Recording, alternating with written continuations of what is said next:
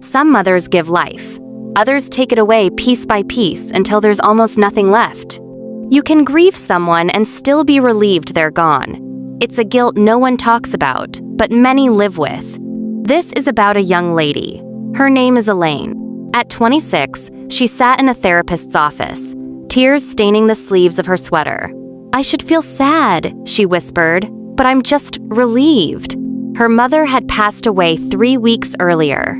No long illness, no warning, but a sudden heart attack. But what shocked Elaine more than the death itself was the peace that followed.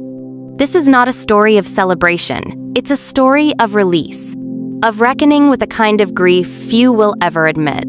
And if you stay with me till the end, you'll understand why Elaine said the words most people would never dare to speak. I'm glad she's gone. Part 1. The Hidden Wounds. Elaine's childhood was filled with contradictions. From the outside, her mother seemed like a saint, always kind to others, volunteering, well-spoken. But behind closed doors, she was chaos. Yelling over spilled juice, silent treatments for days. "You ruined my life," her mom once muttered when Elaine was 10, just loud enough for her to hear. At some point, her mom threatened to disown her and often lay curses on her. Well, no bruises, but deep heart wounds you couldn't see.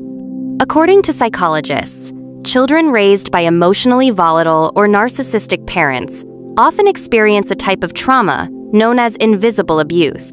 This includes gaslighting, chronic guilt, and identity confusion, and frequent weighty threats. Elaine didn't know what love felt like, only performance. Praise was conditional, hugs were rare. Every achievement came with, "You could have done better." She learned to read her mother's mood like a weather report. Sunny, cloudy, thunderstorm warning. She wasn't raised, she survived. She just had to survive. Part 2. The Breaking Point. At 17, Elaine got into her dream college. She was ecstatic.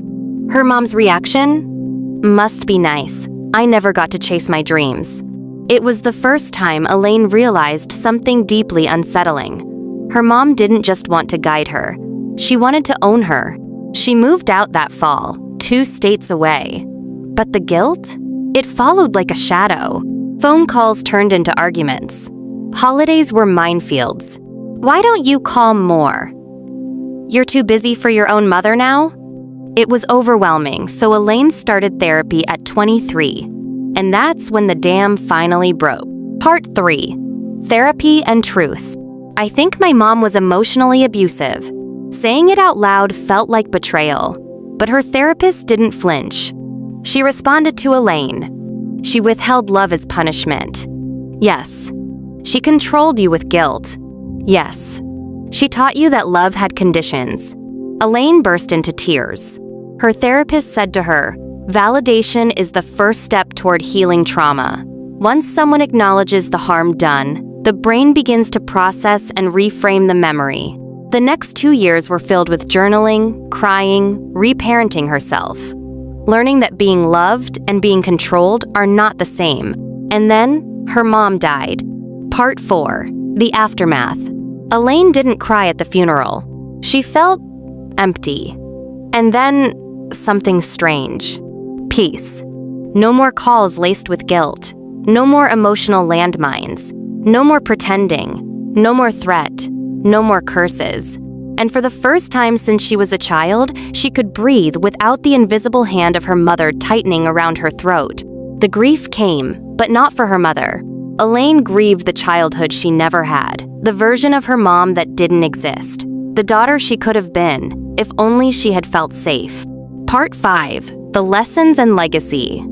Elaine now mentors young women with difficult family dynamics. She tells them, "You are not broken. You were shaped in chaos, but you get to choose who you become." And when people ask, "Do you miss your mom?" she pauses. "I miss the idea of her, but I'm glad she's no longer hurting me even from a distance." Healing doesn't always come with a bow. Sometimes it looks like boundaries. Sometimes it sounds like, "No more." Elaine's story isn't rare, but it's rarely told. And maybe, just maybe, you needed to hear it today. If you grew up in a home where love felt like a transaction, If you've ever felt guilt for breathing freely after someone left your life, you are not alone, and you are allowed to protect your peace. If this story moved you, please give it a like. It helps more people find stories that heal. Share in the comments, what part of Elaine's story felt familiar? Subscribe to Parenting Vault for more real, raw stories that reflect the unspoken side of parenting and childhood, as well as parenting tutorials, lesson, tips, and hacks to make your parenting journey easier.